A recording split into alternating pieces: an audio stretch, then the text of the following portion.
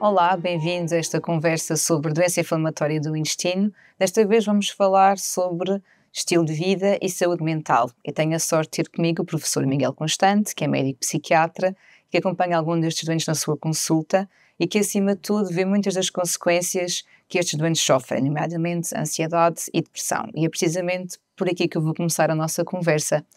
É de facto, no caso das doenças inflamatórias, que são doenças que têm uma grande carga na vida, em todos os aspectos da vida dos doentes, é mais frequente nós encontrarmos este tipo de patologias associadas, como a ansiedade e a depressão.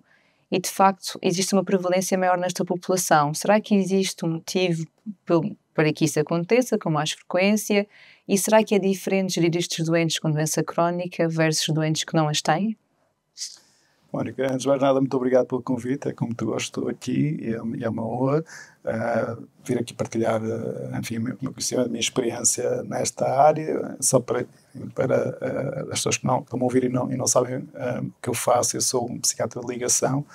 Portanto, eu trabalho em colaboração com as outras especialidades a nível hospitalar. Somos o psiquiatra que é chamado para colaborar quando há um doente que tem uma doença não psiquiátrica, mas que identifica-se as necessidades do ponto de vista da saúde mental.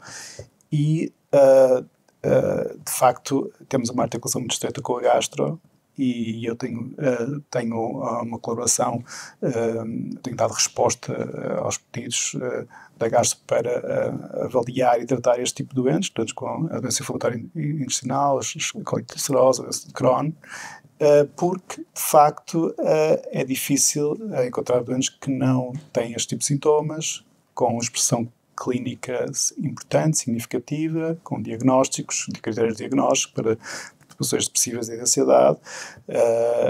Grosso modo, cerca de 20-30% destes doentes, sendo que nas fases de agudização a prevalência da ansiedade chega aos 80%, depressão 60%, portanto é extremamente comum e extremamente prevalente na doença inflamatória intestinal. Porquê? Claro que podemos decompor essa questão em vários domínios, não é? Desde isto, enfim, é um pouco assim para todas as patologias psiquiátricas. Há fatores genéticos, há fatores ambientais, há fatores do desenvolvimento, mas nos últimos anos tem vindo algumas, digamos, linhas de investigação e fatores que têm sido, digamos, apontados como muito relevantes, nomeadamente a questão dos mediadores inflamatórios, não é? Que estão aumentados nestas patologias, e se isso tem repercussões a nível gastrointestinal, também tem repercussões a nível do cérebro e a nível mental. As interleucinas, o interferão alfa, são neuromediadores que estão também associados à depressão. Por outro lado, e como tu sabes melhor do que eu até, nesta coisa do eixo do cérebro-intestino, desta comunicação, existe uma disfunção, não é, que condiciona também alterações neuroquímicas a nível de serotonina, etc., que vão dar quadros de depressão e ansiedade.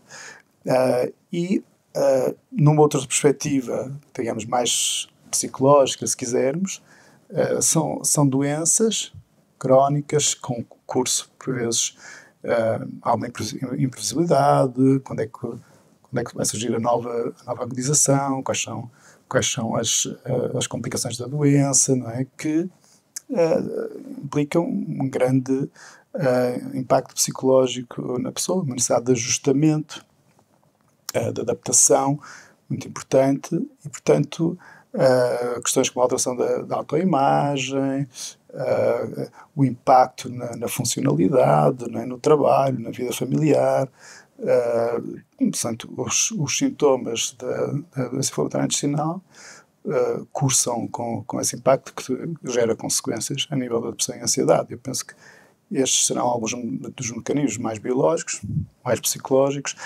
Não esquecer os efeitos do próprio tratamento.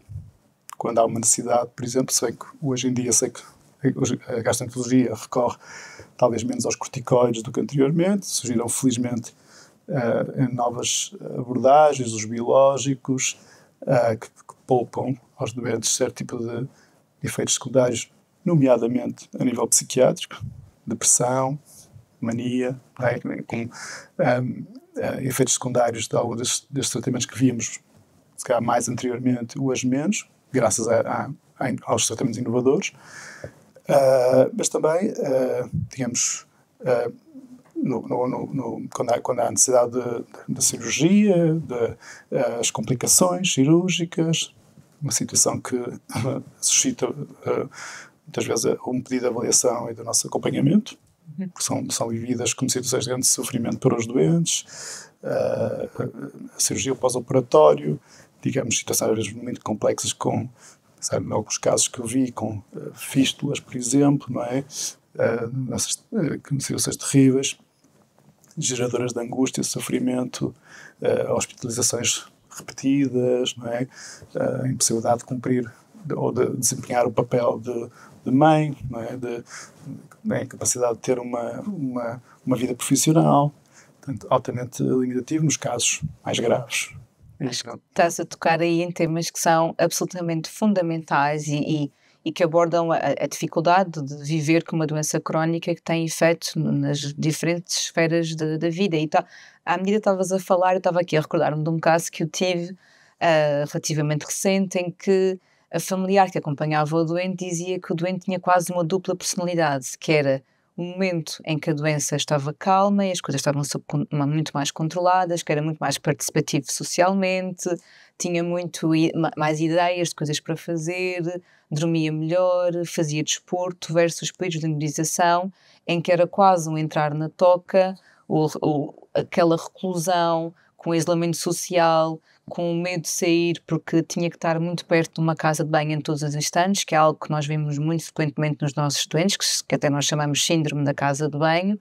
É um medo muito, muito habitual, mas o que é engraçado é ver esta ambiguidade e esta ambivalência na mesma pessoa. Existe alguma coisa que nós possamos transportar da fase de remissão da doença, em que a pessoa está bem? Existe algum cuidado que se possa manter e promover para que não haja esta grande discrepância da fase de remissão para a fase aguda da doença? Acho que sim. Por exemplo, uma coisa, por exemplo, é a memória da fase de remissão, porque a pessoa, quando é consumida pela fase aguda, esquece que se calhar que alguma vez teve bem, que teve se calhar durante anos uma remissão, em que foi capaz de ter uma vida funcional e de se sentir genericamente bem. E nós às vezes temos que chamar a atenção para essas memórias, não é? No sentido de eliminar alguma desesperança, algum sentimento de impotência.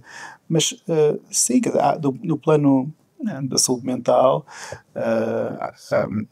quando as pessoas estão bem, há coisas que podem fazer para se tentar manter bem. E nós temos que há uma correlação entre o stress e enfim, há algumas exacerbações da doença, não é? E há muitas coisas que as pessoas podem fazer, começando aquelas coisas básicas, né, do exercício físico adequado, uma alimentação equilibrada, muita atenção ao padrão de sono, aquilo que nós todos procuramos, aquele equilíbrio entre a vida pessoal e a vida profissional, portanto, momentos de lazer prazerosos.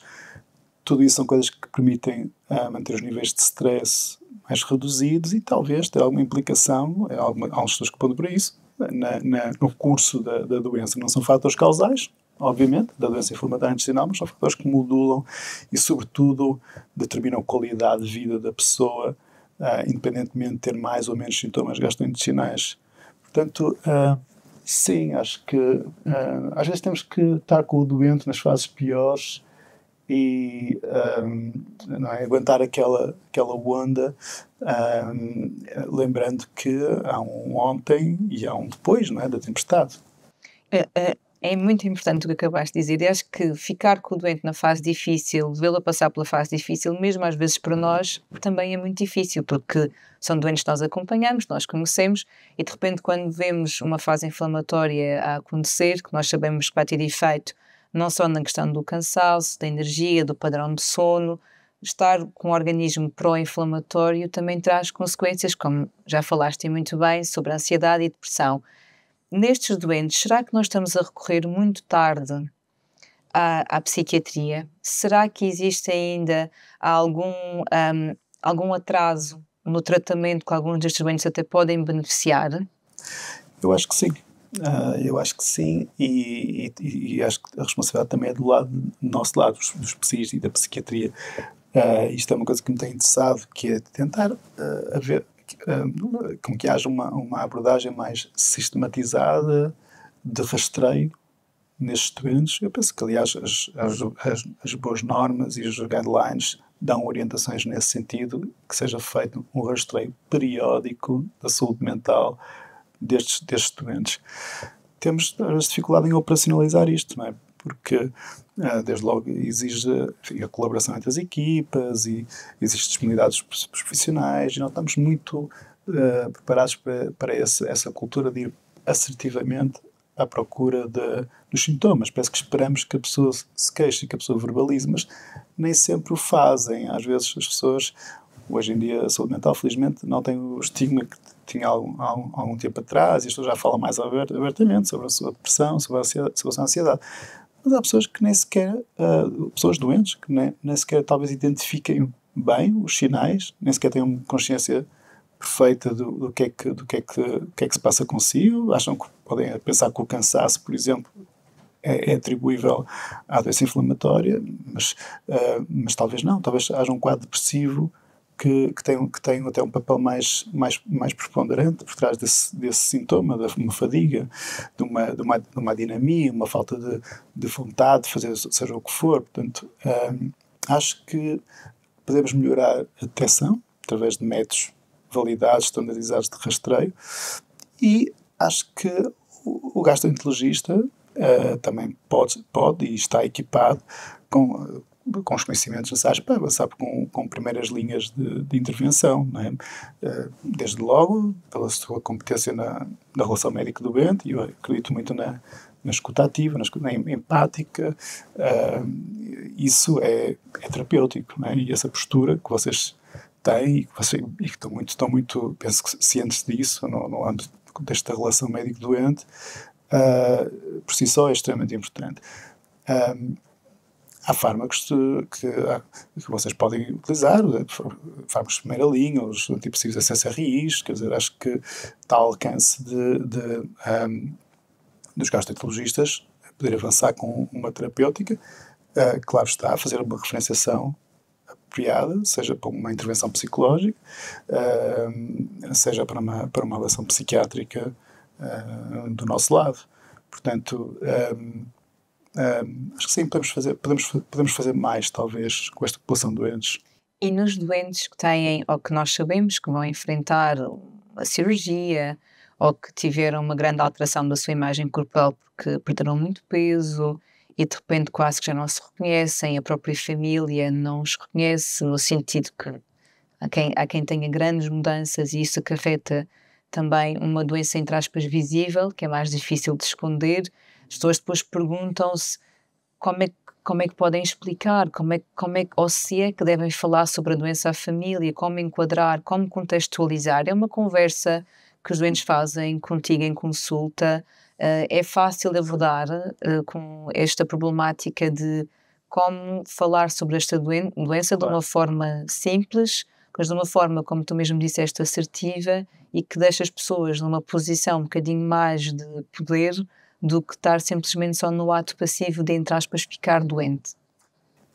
Eu acho que não há uma solução one size fits all, não é? Que depende depois também das características da personalidade do indivíduo, do doente, não é?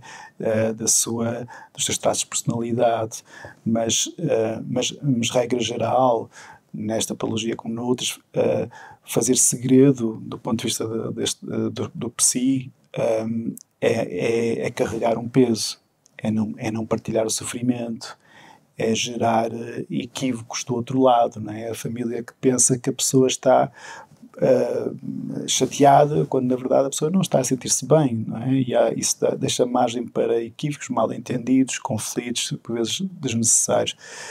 A pessoa precisa de afirmar também as suas necessidades, não é? E isto junto da família, junto às vezes também no contexto profissional, isso passa por dar conhecimento do que é que se passa consigo, QB, não é? Apropriado a cada circunstância. Por exemplo, falar com os filhos, o que é que se passa com a mãe, o que é que se passa com o pai, com esta doença. Eu acho que isso também é uma questão sensível, mas talvez haja às vezes a preocupação no doente de proteger os outros à sua volta, a família, de não alarmar, não criar mais ansiedade, angústia, mas a comunicação normalmente tem o efeito contrário. O segredo acentua isso mesmo, a ansiedade das pessoas à nossa volta e que se preocupam connosco. É verdade, é muito importante abrir esse canal de comunicação, e é verdade que às vezes no dia a dia da nossa consulta isso pode ser um bocadinho dificultado quando temos tantos temas para abordar com os doentes. Vamos falar do tratamento, vamos falar de métodos de diagnóstico, vamos explicar uma colonoscopia que o doente terá que fazer. Há algum sinal que o doente ele próprio deva estar atento para fazer esse tal rastreio que possa indicar que ele está a precisar de um acompanhamento e que ele consiga pedir esse acompanhamento espontaneamente? Sim, há certo tipo de alterações, por exemplo, nos ritmos biológicos circadianos, as alterações do sono,